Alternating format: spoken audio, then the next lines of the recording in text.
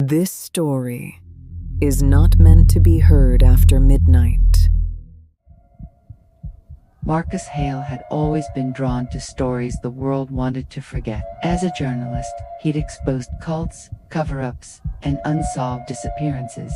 But tonight, he wasn't chasing fame, he was chasing a ghost story. Black Hollow Station sat at the edge of the woods, wrapped in fog so thick it swallowed sound. Locals swore that on nights when the moon bled red, a ghost train appeared, one that carried lost souls who died on its tracks decades ago. No one who heard its whistle at midnight ever came back the same.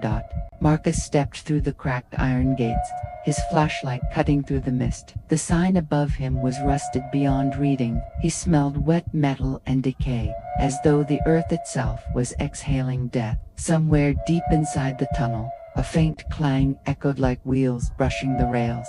He raised his camera. The air turned cold enough to bite. His breath fogged the lens. Then, the whistle came long and hollow, trembling with a sadness that didn't belong to the living. Through the fog, a light appeared. Not a headlight, a pulse. The ground vibrated as the train emerged from the tunnel, ancient and skeletal, its steel blackened by fire. Inside, shadowed faces stared from shattered windows, motionless, pale. Wrong. Marcus whispered to his recorder. It's 11:59.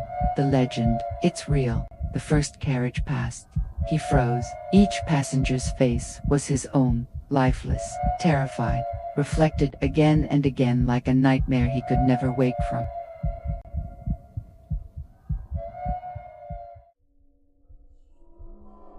Marcus stood frozen as the ghostly train screeched to a halt, its final echo rolling like thunder through the valley. The fog wrapped around it like a shroud, glowing faintly in the moonlight. Every instinct told him to run, yet something, curiosity, madness, or both, rooted his feet to the gravel. He approached slowly. The train didn't make a sound now, not even the hum of a cooling engine. Its surface was charred and pitted, as if it had survived a fire centuries ago. When he lifted his flashlight, the light bent strangely against the metal, refracting like glass underwater. The closer he came, the heavier the air became, as though it resisted his breath.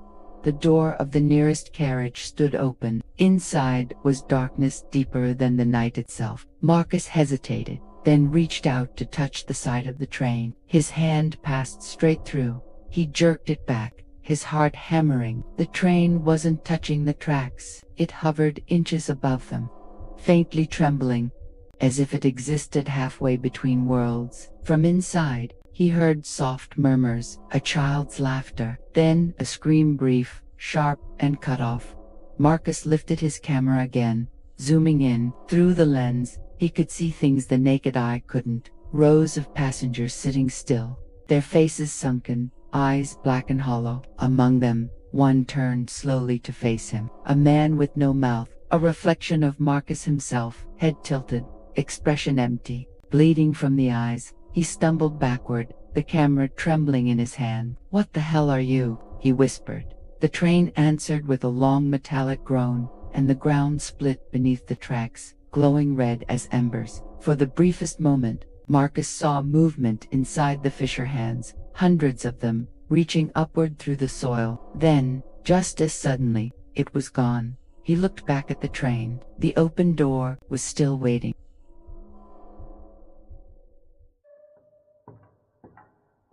Marcus stepped closer to the open carriage door. The air around it shimmered like heat on asphalt, though the night was freezing. His breath came out in white clouds that vanished before his eyes, swallowed by a chill that felt alive.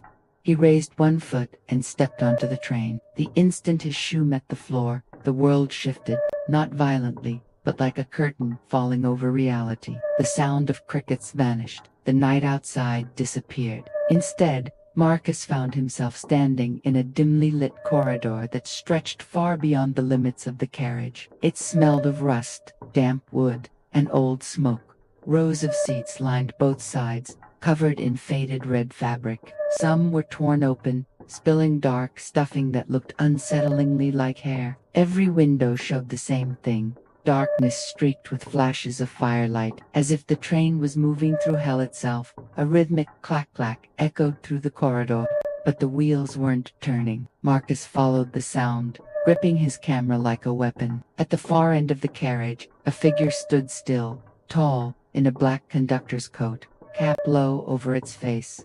"Hello," Marcus whispered. The figure didn't move. He took another step, then another. The closer he came, the colder it grew. When he finally reached the end of the corridor, the figure turned slow, deliberate, mechanical. Its face was bone white, with hollow sockets where eyes should have been. A train ticket hung from its mouth, impaled through the skin. "Ticket," it croaked, voice like gravel grinding against steel. Marcus froze. His recorder slipped from his hand. The figure leaned forward, the sound of stretching tendons echoing like breaking wood. The ticket fell to the floor, landing at Marcus's feet. But it wasn't a ticket at all. It was a photograph. A photo of Marcus, already inside the train. He looked up. The conductor was gone. Then, in the silence, the train's whistle screamed again, from inside the carriage. The scream of the whistle still rang in Marcus's skull as he stumbled into the next carriage. The air here was heavier, warmer, and filled with the faint scent of burning paper. The flickering lights above his head pulsed like a dying heartbeat, illuminating rows of abandoned seats. He noticed something strange. Each seat had an object placed carefully on it. A child's shoe, a cracked pocket watch, a burned letter, a blood-stained handkerchief. He walked slowly, recording each one with trembling hands. Every seat seemed like a memorial, frozen in time. He knelt by the first. The shoe was tiny, covered in soot. On the sole, someone had written a name in faded ink. Clara Wills, age 7. The next object, the pocket watch, was stopped at 11:59. He opened it and felt a rush of freezing air escape, as if the watch itself exhaled. Inside was a miniature photograph. A man's face, eyes hollow, expression blank. Marcus blinked. The man looked familiar. He moved on, the floor creaking beneath him. The letter on the third seat was burned at the edges but still legible. It read, "Forgive me. I shouldn't have taken that train." His heartbeat quickened. Every passenger had left behind something, a trace of their final moments. But as he reached the last seat, his breath caught. It wasn't empty. A camera rested there, the same model as his, same brand, same scratches near the lens. He pressed the record button. The small screen lit up, already playing a video. In the footage, he saw himself, standing in this very carriage, filming the same seats. Moments before, only, behind the Marcus in the video, there was movement. A shadow standing impossibly close, long fingers reaching for his shoulder. Marcus turned. No one, just the silent hum of the train.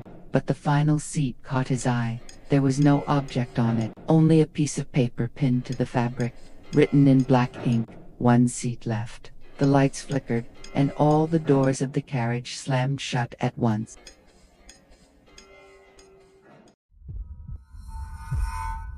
Marcus pressed himself against the sealed door, trying to force it open, but the handle wouldn't budge. The metallic clang echoed through the empty carriage. His breath fogged the air. The only light came from the swaying bulbs above, swinging like pendulums. Then he heard it, a breath, soft, uneven, coming from the far end of the carriage. He froze. A silhouette sat motionless by the last window. A man, dressed in an old-fashioned suit, his hat tilted forward, hiding his face. Marcus raised his camera. The red recording light blinked weakly, as if it, too, was afraid. "Sir," Marcus called out, his voice trembling. "Are you alive?" The figure didn't move. Only the faint, rhythmic sound of breathing continued. Marcus stepped closer, one slow step at a time. As he approached, he noticed something dripping from the man's fingertips. Thick, dark liquid. It hit the floor with a soft pat, spreading like ink. When Marcus was only a few steps away, the figure spoke, not loudly, not directly, but inside his head. "You shouldn't have recorded us." Marcus stumbled back, dropping the camera. The lens cracked on impact. but it kept recording sideways, now showing his trembling hands. "Who are you?" he shouted, his voice echoing down the empty aisle. "We never left the line," the voice whispered again. "The rails, remember."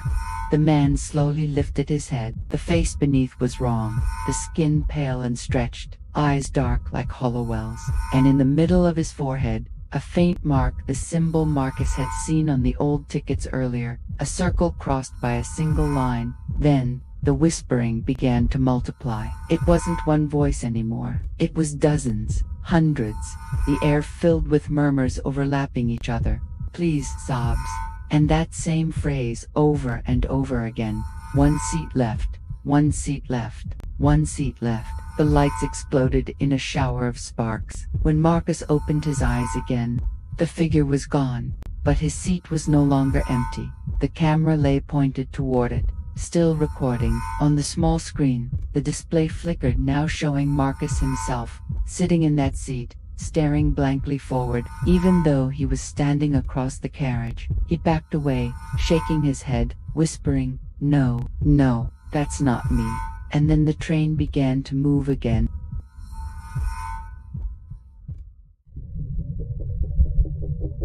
The train roared forward, though no power should have been running through its veins. Marcus stumbled, grabbing a pole for balance as the carriage lurched into motion. Outside the windows, there was nothing, no landscape, no tunnels, just darkness stretching into eternity. The wheels clattered beneath him, a rhythm that sounded more like a heartbeat than machinery.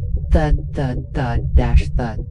Marcus bent down and picked up the camera. The screen still showed his reflection sitting motionless, staring through the cracked glass. He pressed every button, but the image wouldn't change. "Stop recording," he whispered. But the red light blinked defiantly. Breck. Suddenly, the intercom crackled to life. A distorted voice filled the carriage, soft and melodic, like an old station announcer. "Next stop, Saint Bartholomew Terminus." The name sent a chill down Marcus's spine. That was the hospital, the same one from the reports, the same place the train was supposed to reach before it vanished 40 years ago. He moved to the window and wiped the condensation away. A faint reflection stared back at him. His own face, yes, but something was wrong with the eyes. They weren't his anymore. Then came the whispers again, faint at first, then louder, filling every corner of the carriage. "Ride until the rails forget your name. No one leaves the line.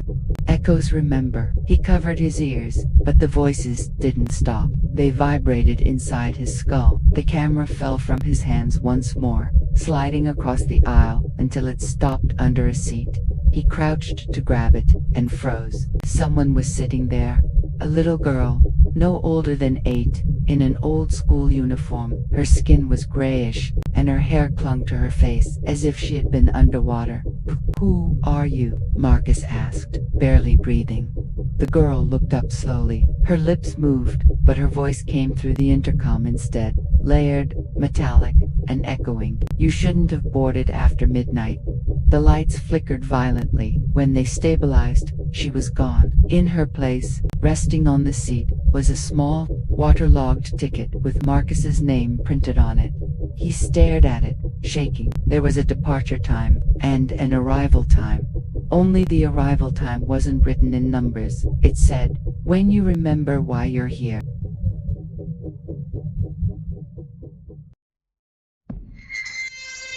The train screeched to a halt. Marcus was thrown forward, slamming against the metal pole. The sound of brakes echoed endlessly, a metallic scream stretching into the darkness before fading into silence. When he looked outside, the black void was gone. In its place stood the faint outline of a train platform covered in mist, so dense it seemed to move like a living thing. A flickering sign buzzed weakly above the station. Saint Bartholomew Terminus. Marcus hesitated, heart pounding, before stepping off the train. His shoes sank into water, pooling on the cracked tiles. The air smelled of rust and formaldehyde. The walls were covered in peeling paint, and somewhere far off, a bell was tolling, steady, patient, funereal. He raised his flashlight, The beam cut through the fog, revealing stretchers and old medical carts scattered across the platform. Bandages, surgical tools, and 4 bags lay untouched, as if the doctors had vanished mid-procedure. Something about the place felt wrong, familiar, almost. Then he noticed the posters on the wall. They were hospital charts, all labeled Saint Bartholomew Memorial Hospital. His breath caught when he saw the date. July 13th, 1985, day of the evacuation. He knew that date. It was the night the hospital burned down. A shiver crawled down his spine. This can't be real. He turned toward the train to go back, but the carriage was gone. The tracks led into an endless hallway, lined with flickering lamps that buzzed like dying insects. Then footsteps, soft, slow, and deliberate. A figure emerged from the fog. A man in a doctor's coat, face obscured by shadow. His ID badge hung loosely from his neck. The name too smudged to read. "Sir," Marcus called, "I'm lost. I don't know how I got here." The figure tilted his head slightly. When he spoke, his voice was muffled, like it came through a broken speaker. "You arrived on time, Mr. Ward." Marcus froze. "How do you know my name?" The doctor stepped closer. His face came into view, pale, expressionless, eyes completely white. "Because you never left." The lights overhead burst one by one, plunging the station into darkness. Marcus ran. His flashlight beam bounced wildly across the walls until it caught something ahead, a set of double doors marked "Morgue." From behind them, something knocked. 3 slow, deliberate knocks. Knock, knock, knock. He stood frozen, whispering to himself, "Don't open it, please, don't open it." The doors swung wide on their own. Inside, the cold white light revealed rows of open drawers, every one of them empty, except one. The nameplate read, "Marcus Ward, arrival time, 0 o'clock."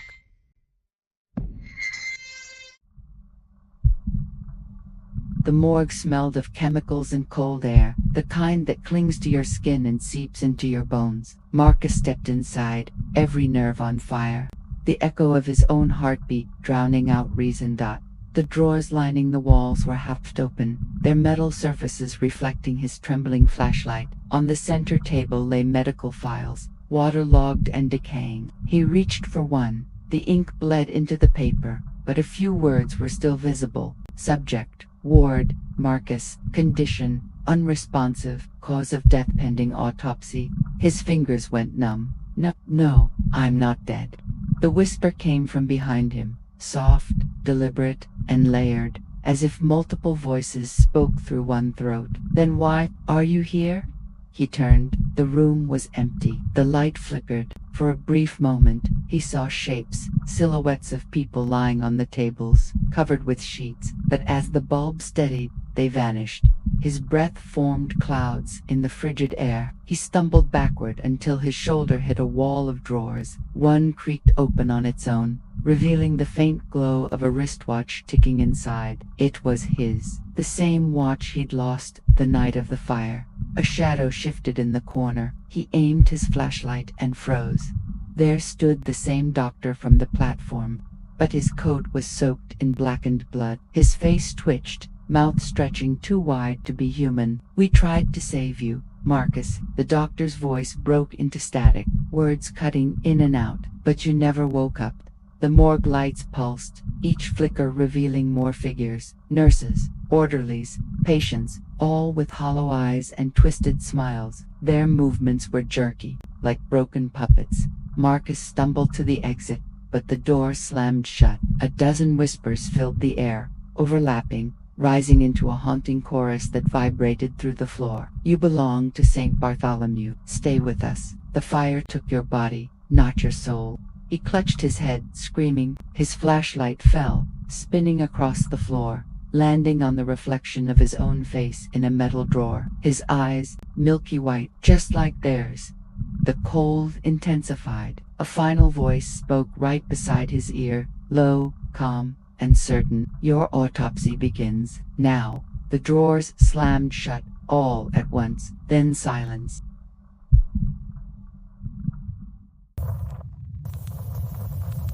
Marcus ran down the corridor, desperate for air. Every door he tried was locked.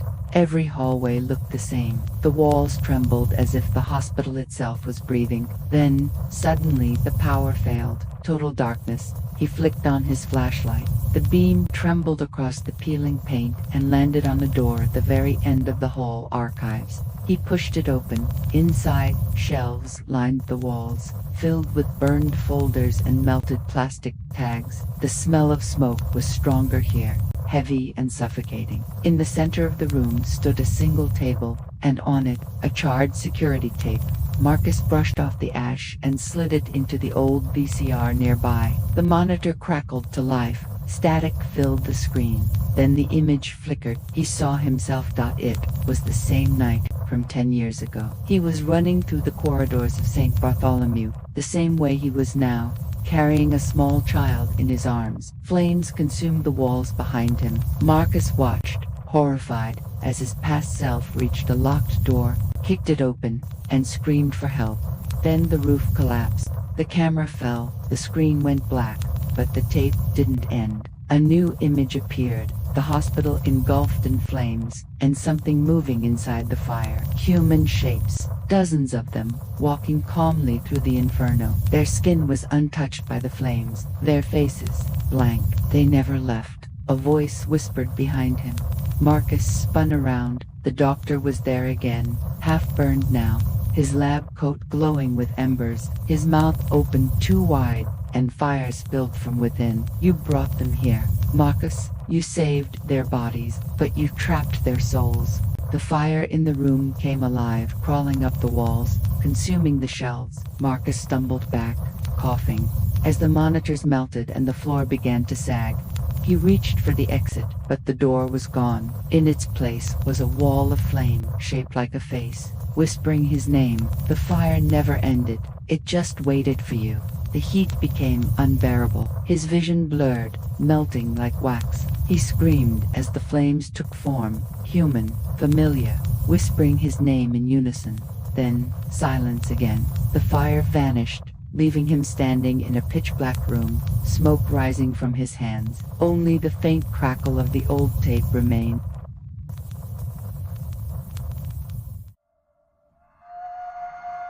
Marcus awoke, lying on cold metal. The air was filled with the low hum of movement, wheels turning, metal groaning, a train in motion. He opened his eyes. He was back inside the carriage, the same torn seats, the same red glow pulsing through the windows, but this time, there were passengers. Rows of figures sat motionless, their faces obscured by shadows. Some wore hospital gowns, others burned uniforms. Each of them turned their head toward him, in perfect unison, silent, waiting. Marcus pushed himself up, dizzy. His reflection shimmered on the darkened window beside him. His skin was pale, his veins blackened like smoke. No, he whispered. I got out, I survived. From the corridor ahead came the familiar clack of heavy boots. The conductor appeared again, taller than before, his cap tilted, his empty eyes glowing faintly red. Your ticket, the conductor rasped, holding out his skeletal hand. Marcus shook his head. I'm not supposed to be here. The conductor leaned close. Every soul on this train said the same. He extended the same burned photograph. Marcus standing inside the train, his face frozen in terror. Only this time, there was something new in the image, behind him. Through the carriage window, flames consumed a hospital building marked Saint Bartholomew. The pieces fell into place like shards of glass. He hadn't escaped that night. He'd died in the fire, carrying the child who never made it out. The conductor spoke again, voice lower, almost kind. This is the last stop, Marcus Ward. The passengers have waited long enough.